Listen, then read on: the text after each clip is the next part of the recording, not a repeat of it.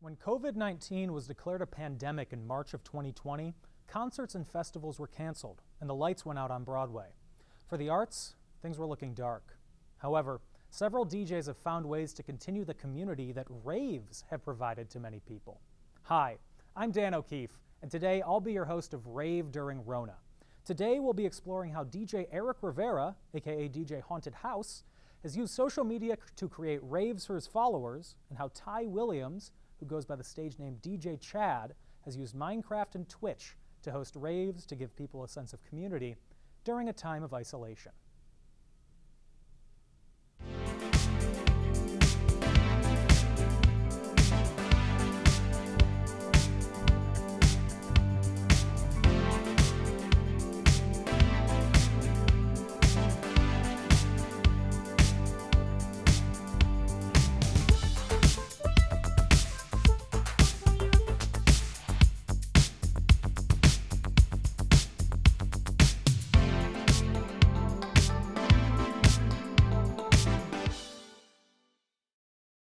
Eric Rivera, a DJ, music producer, videographer, and photographer, has had many years' experience working with other creative individuals. In creating his brand, Haunted House, he has experience with promoting social media campaigns of his own and helping others along their journeys as well. From filming Pride Fest performances, sprinting around Kenosha Pride Fest running audio and video, and DJing Pride parades, Eric loves to be involved with the community.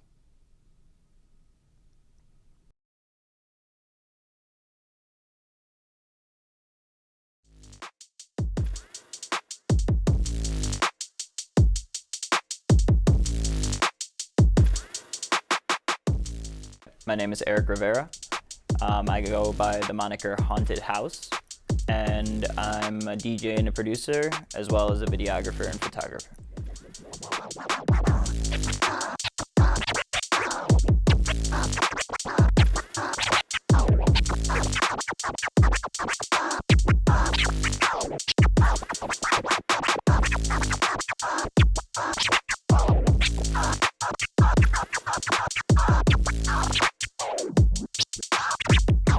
I played club gigs all over the Midwest, Pride Fest, Milwaukee, a couple shows in Chicago. I played pretty much every Friday for months at my residency at Club Icon in Kenosha.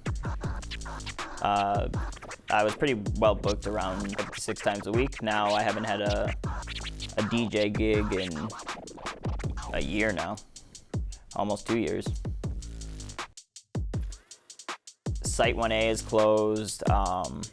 Several of the clubs in Milwaukee are struggling right now. I know Club Icon in Kenosha, they're struggling right now as well. There's going to be a lot of recovery and a lot of bouncing back that's going to need to be done before anybody's going to be safe in the entertainment and music industry.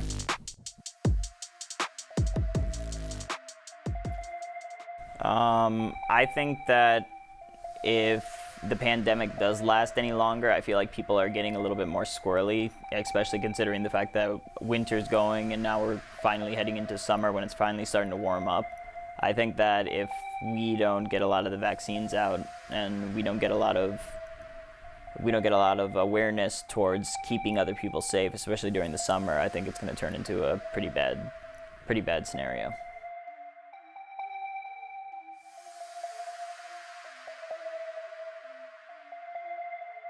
I think that there's going to be a lot more sanitation guidelines that are going to have to be met and followed. I think that this was actually, it was a scary time, but it also was a pretty good enlightening time as well. I feel that if we created these guidelines of sanitation, like a lot of people wouldn't wash their hands, a lot of people wouldn't wear hand sanitizer. Now everybody's almost got that ingrained as muscle memory in themselves. So I think that I think it'll definitely be a good step, but I do feel that there is going to be a lot of rebuilding and a lot of community support that I think is going to be necessary to rebuild and keep these established buildings together.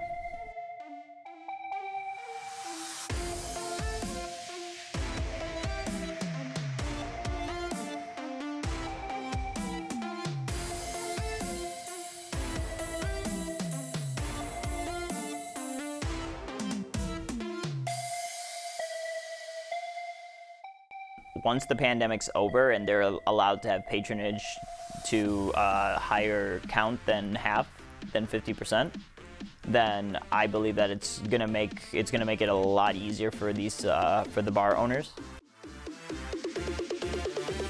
3, 2, 1, go!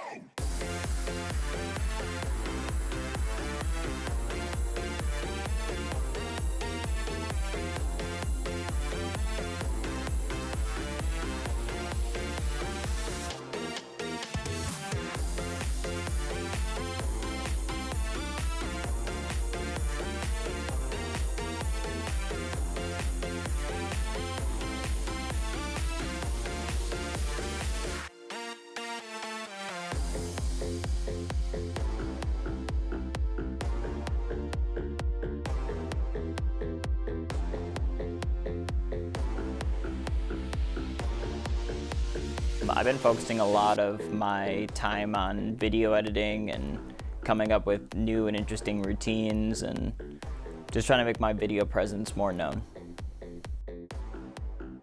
So I've created a series of YouTube videos that can be found all over my social media, which is different themed weekly turntablist routines.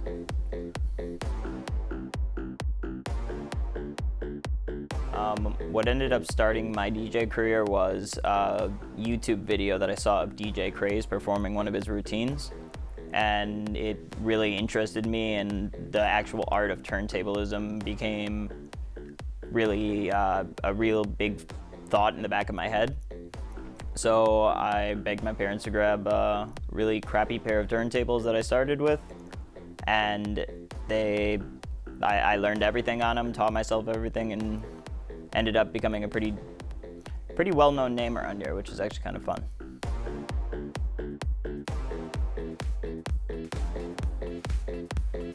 I have done a couple collaborations. I've done a collaboration with a guy named Jay Morris. I went to college with him, as well as a few local rappers in Milwaukee that haven't really stood out yet, but they're working on making themselves bigger. And every once in a while I would definitely promote other clubs, as well as try to keep all my friends who are doing dope stuff on the internet, like a lot of Chicago DJs, as well as a lot of other DJs from around the area who've been doing live streams and doing live radio broadcasts.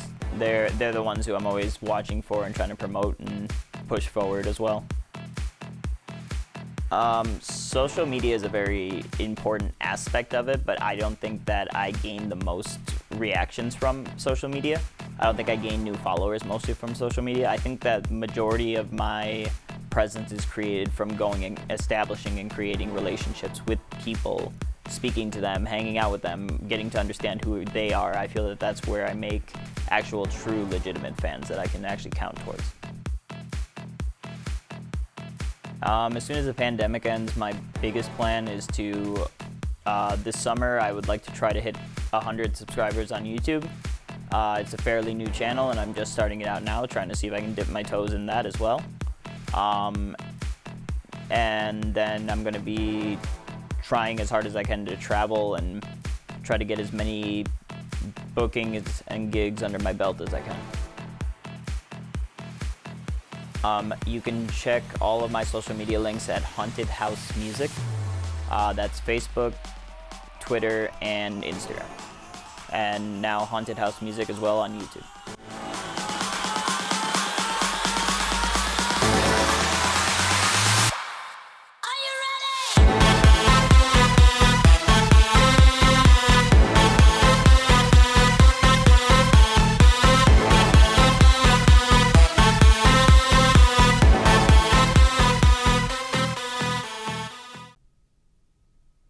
Tyler Williams, also known as DJ Chad, is a mixed media creative with experience in film and music.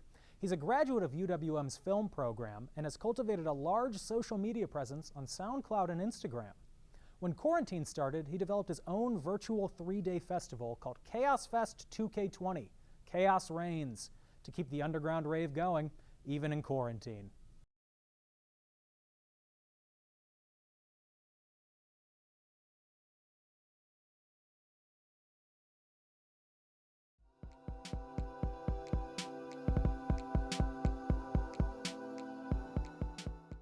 Hi, my name is Ty. I go by DJ Chad online. I am a DJ producer. I run online events, and I am also a Milwaukee film school graduate.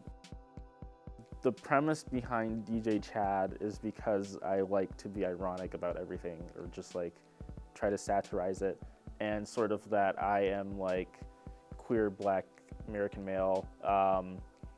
And that's sort of not the idea of what you think of when people say the word Chad or the name Chad. It's usually just like frat boy blonde, somebody who's rambunctious, or at least that like Gen Z, that's what they think when they hear the name Chad.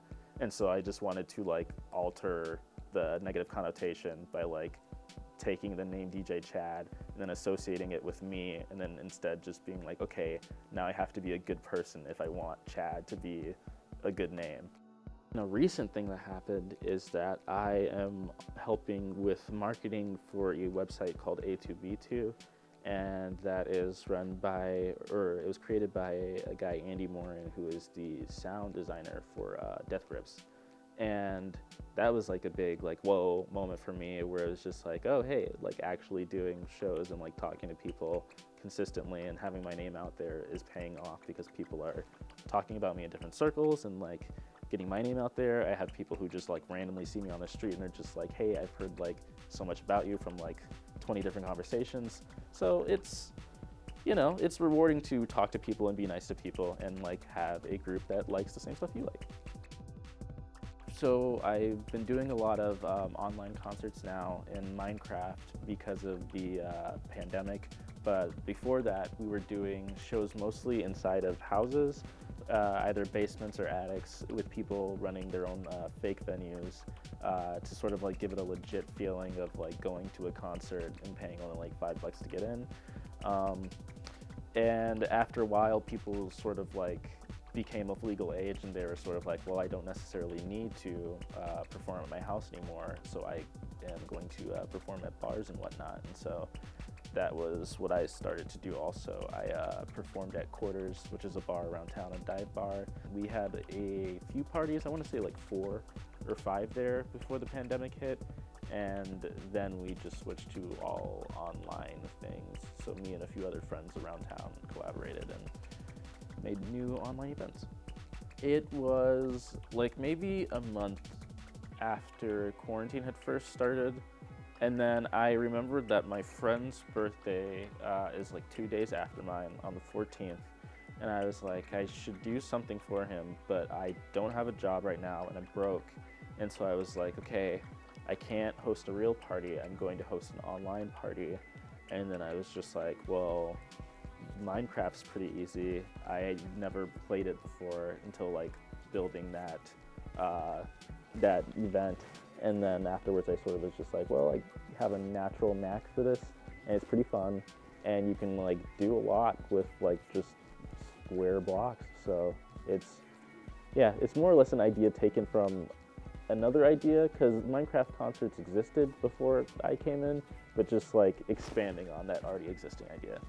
So the first concert that we threw was in Discord, and so for visuals it would just be the actual chat itself was sort of like the big party, so you get to chat with people and then send gifts, and sort of like the gifts matching to the music was the fun of it.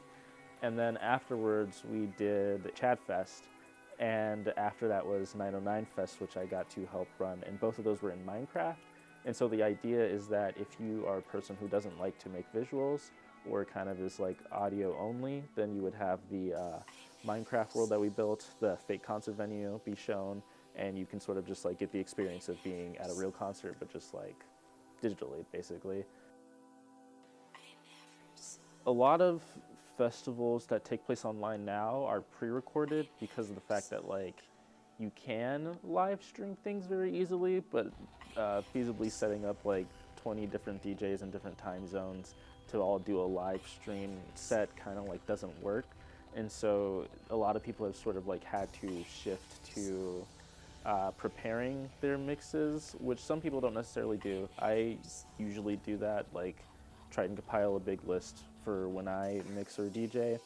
And now it's just sort of getting everybody into the habit of like making work, I guess, just like grinding out songs and mixes without sort of having to read a crowd or getting any hints from like people physically around you if you're doing good or not, just sort of like intuition-based music making.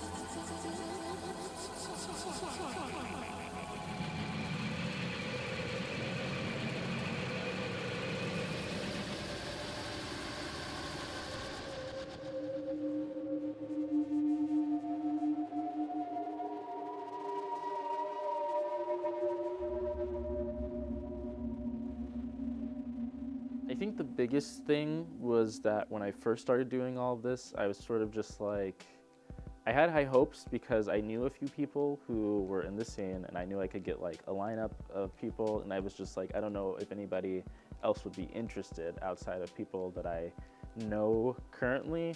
And sort of that kind of just got me to get to a point where I was like, well, I like all these artists, I follow them online, and that is a contact in itself. Let me just contact people that I think would like to do something like this. And then from there, just seeing how many people are like, yeah, I actually want to do something, like something that'll pass the time and also like keep me artistically motivated. And so we had the first lineup of just like people that I knew by proxy. And then the second one, I just started actually reaching out a bit more and getting like bold with like, hey, this person's a lot bigger than me, but I should still ask. I think the local scene is important because of the fact that I wouldn't necessarily be where I am today without the local scene. Just from going to UWM's film program alone, that definitely like shifted a lot of my thinking towards arts and whatnot. And so just on that basis alone, it's like I do want to have better things for Milwaukee in this area also as a way to like give back to the community. But it's also very good to step away from the places that you have been in for so long and provide for other places too. But I think that it's not really a stepping stone, but just like a step, you know. I would say that, because you know bars are like kind of open, kind of closed now. If bars and dancing are a thing that become like in the near future, the next few months, like feasible again, there's probably outside events that you could go to that would be pretty safe and filled with people who are kind of just like you. Like the best thing I've learned from meeting people at my own events is that a lot of people don't really know what to expect, and that like makes it more fun, is like not having any expectations for when you're dancing and whatnot. So I would just say that like you can go to any place that has music with low expectations and end up having a good time, but also just know that there are like specific people around town who do specific things, specific genres, and can help you out with like a multitude of things. I think having the online shows was the big crush of it all, to sort of like, even if it wasn't a thing that was good, just have something for people to be like, here, you can put your mind at ease by like knowing that you have a thing to artistically work for. And because the last two events that we threw were pretty good, it also gives people like more morale to be like, oh, well, my art is paying off, and people are seeing it now that I have more online engagement because of the pandemic, and all of these things. And so I feel like now smaller artists are also getting this idea that like, hey, I can also become an artist and do these things and become a part of this crowd. And it's just, yeah, it's really nice that it's becoming a lot easier for people to make music with other people. I think at first, I wouldn't say that I was having a bad time during the pandemic when it first began, because of the fact that I like am a homebody and I am used to being at home. And so being inside wasn't like too much of a big shift for me. I mean, life was a big shift, but like, I didn't really like have to change much as far as like being productive goes, but just sort of like sticking to like set goals. And since time was like a concept that didn't really exist for anybody, just like trying to like ground yourself and be like, hey, I don't feel so great, but I should still like at least stimulate myself artistically, watch a movie, watch something I haven't seen before, listen to something I haven't listened to before. I would say it made me have an actual work ethic. I think before I could call myself an artist, like I wanted to do art school stuff in high school and I knew I was gonna do art when I was older, but like at the same time, I didn't know what I was gonna do. I just sort of started watching movies and then I was like, well, this is cool. And then I didn't know exactly what I liked about movies. And I think those three people who influenced me helped me put it into like words, what exactly about these things I liked. And I think it just sort of like, I don't know, it's really helpful to learn how to do things differently, because when you do, that's how you make yourself like stand out and seem more special. Big splash in a small pond. And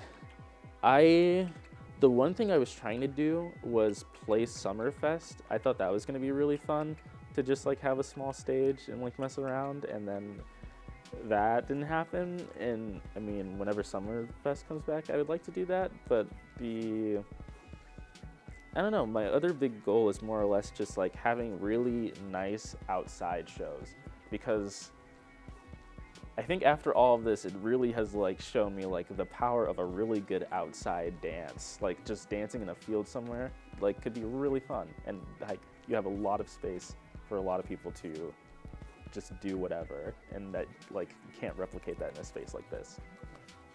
Before the pandemic hit, I was still sort of like gaining traction around here, and so like it was one of those things where online and in real life my name was like slowly rising, and then everything came to a halt. And then I did online stuff, and then it was rising again. So I guess that was technically a steady rise, but it just sort of like paused for a second. But I guess because I started doing online stuff, I got bigger than I would if I was just doing in real life stuff. So I really don't know. I don't really have a concrete answer for that, I guess. I am on Instagram right now as DJ Chad versus the World. I change my name frequently, so it might not stay like that after this month, who knows. I have a Vimeo at Thai like Pad, I believe, P-H-A-D, like Thai, Pad Thai is the joke. That's where I have my film work. My email is djchad with 3 Ds at the end at gmail.com if anybody wants to email me about music inquiries or just any questions. And I have an alternate email with UWM, which is WILL2427 at uwm.edu if anybody wants to reach out to me about business stuff. So, yeah.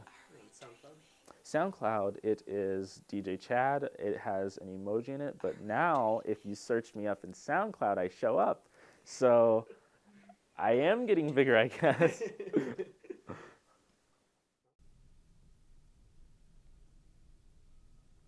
Though people will get to gather in person once again in the future, the technology that DJs have used during COVID won't go away, along with some of the safety protocols that may become relics of the past. I'm Dan O'Keefe, and this has been Rave during Rona. Until we're able to meet in person, stay safe and rave on, my friends.